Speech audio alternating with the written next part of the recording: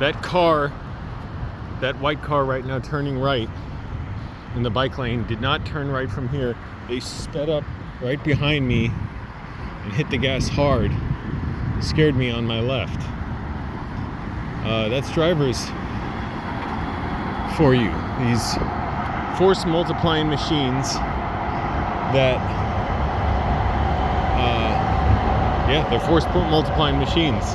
They're intoxicating, their power, they give a sense of invulnerability, and they kill 42,000 people a year. But I hear the car drivers going, but I like them, they get me around.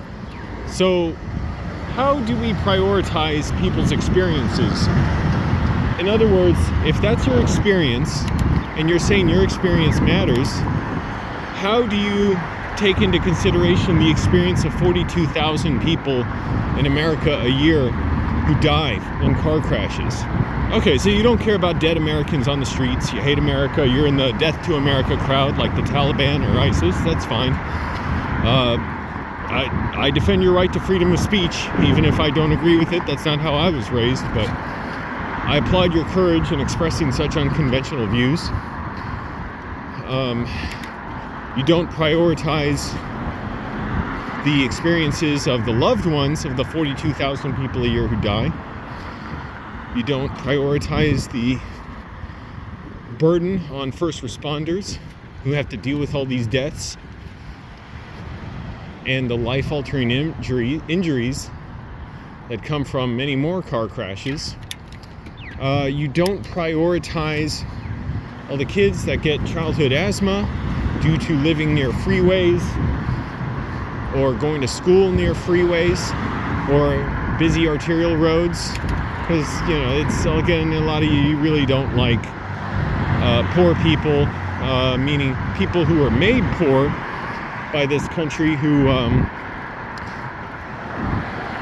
often black and brown, disproportionately so. Many white people too, because in our capitalist system, even if you're white, unless it has some use for you, it can discard you. Poor neighborhoods were created and ghettoized because developers wanted to build freeways and parking lots, destroying many homes, mainly in lower income areas, disproportionately black and brown neighborhoods, destroy their homes so that white people could move out to these new subdivisions, these suburbs,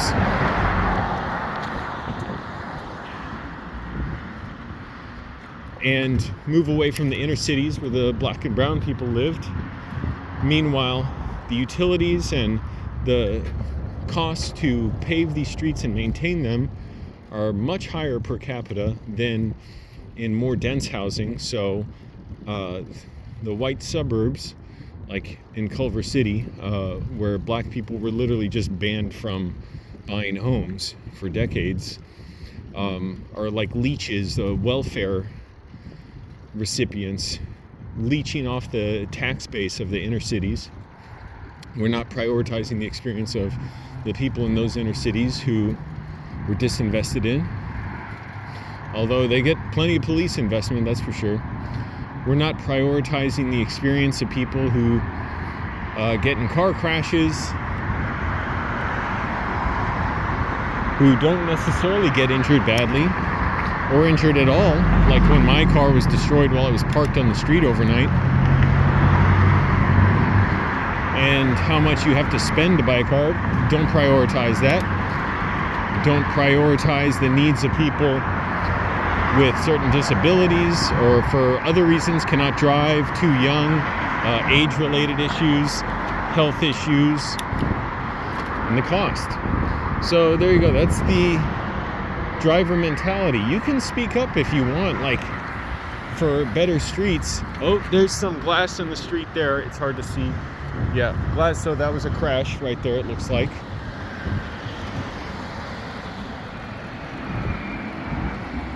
So what a great system. But I know you saw a cyclist and you didn't like it, and it made you doo-doo in your pants. So biking's bad. And to be fair, anything can be bad if it's poorly implemented.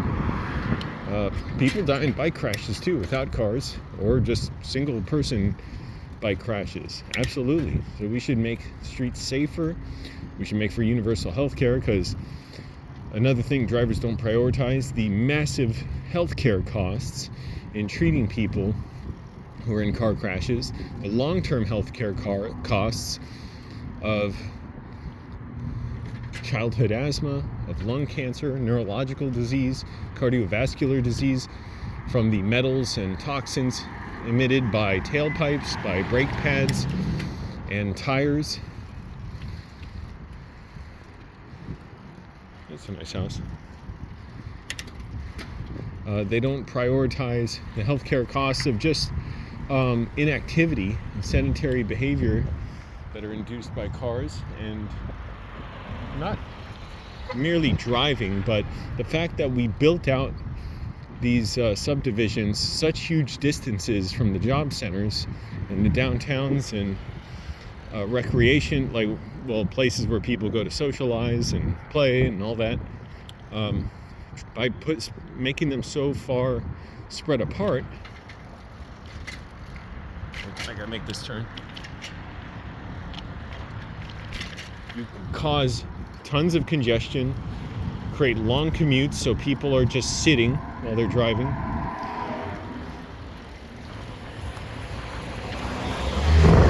Brainwash people into thinking cars are an identity. We waste all this infrastructure on parking lots and freeways that could be used for productive purposes, and get way more people around by trains, buses, and build denser neighborhoods, healthier, happier streets where you can walk out of your neighborhood and find all the things you need: a school, a doctor's office, grocery stores, corner stores, cafes,